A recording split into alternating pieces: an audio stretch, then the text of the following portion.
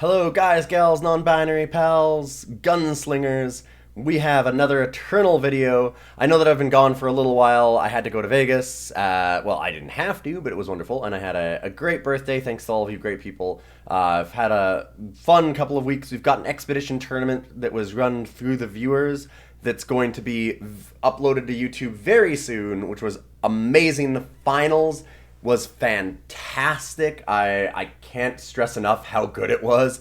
There are some very, very talented players in our community, and I really do appreciate it. But I am back with another actual deck tech before Flames of Zalta comes out. There was a very cool deck that we saw on stream just a little while ago, and I wanted to kind of make a list around it, and chat helped me with that. Specifically, a gentle person named Beard Broken, who has helped create a deck that is all around champion weave. So the idea of this deck is that we are going to be trying to get out a Hooru champion, but we're going to be cheating it out. We're going to be using it with Reweave, and the reason why we do that is because not only is Reweave like a cheaper way to get it out, it's not really that though.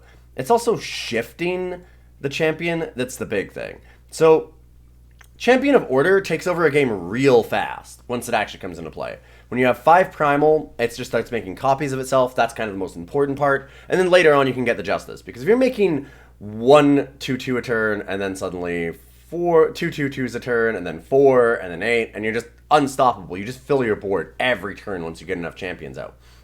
And it doesn't take very long to do it. The problem is, obviously, that most of the time it just dies. If you shift it, though, normally shift abilities aren't usable while they're shifted because you can't target them. But this ability isn't targeted. It's not anything. It just happens. So because of that, if you reweave it and put it into play that way, it can't be targeted from anything your opponents play, but it will still make copies and still get larger. So both of those sides of it still go off. It's really a sweet idea. Now, there is a problem that you still have to deal with, and that is that you're going to have to deal with things like Harsh Rule. So, it's not infallible or anything like that. Don't make that mistake. And in fact, I've tried to brew around a couple of different lists where I've tried to maybe add in a little bit of time so that we could have stand together, because giving it Aegis is really important. But there's some other ways that we can do it here in this list as well, and I'll get to that. So, the main part of the list is then just ways for us to power out as fast as possible a champion order or other 5 drops for us to do so that we can kind of do a little bit of some toolbox stuff with the Reweave. So we've got Gustrider, so we can draw through our deck fast. We have Avalanche Yeti as one of those toolbox cards to help stun things. Hojan Crownbreaker is both kind of a nice Reweave target in that it does actually trigger its renown, so you can ramp up a little bit if you decide to reweave it and you need to get something cheap like an Avalanche Yeti and save yourself, or a Gustrider. But also, it's just kind of an obnoxious unit that your opponents have to deal with, so making them spend time and effort dealing with that is nice.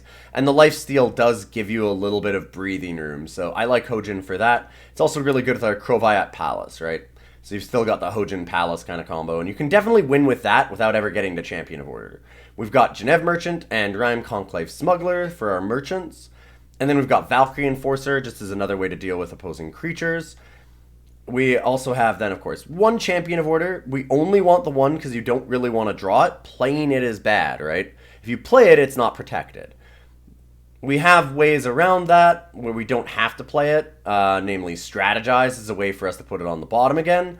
But yeah, we only keep it at 1 for that reason. We have 4 Jotun Hurlers. Jotun Hurler, just because of the fact that with the Fate making an extra snowball, it's going to be really useful for market fodder with Genève Merchant and Rime Conclave. It costs 5, so it can be reweaved into a Champion of Order. And like the snowball also is really good with Honor of the Claws.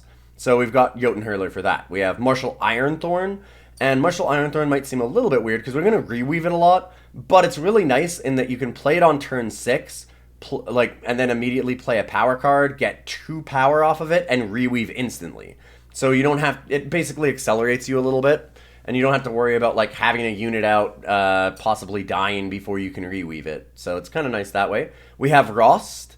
Rost being just a good reweave target, and I mean, and all of these are also just like good situational reweave targets as well, right? Sometimes you'll get a Champion of Order and it's not quite enough, and you might want something additional, and you can just reweave for a second thing, or you might find a game where you realize that Champion of Order is not going to be that good because they've got a bunch of harsh rule type cards, and you just want to get like a big nasty. And Rost really fills that out, right? Because Rost is both a really cool card to actually play Reweave on because it comes back, and a really good one to get off of Reweave just because, I mean, it's huge and nasty. And then we've got Sodi, Wingbreaker, another kind of situational card. It kills any flyers and can help draw you some extra cards. So that one's really nice for the Reweave as well.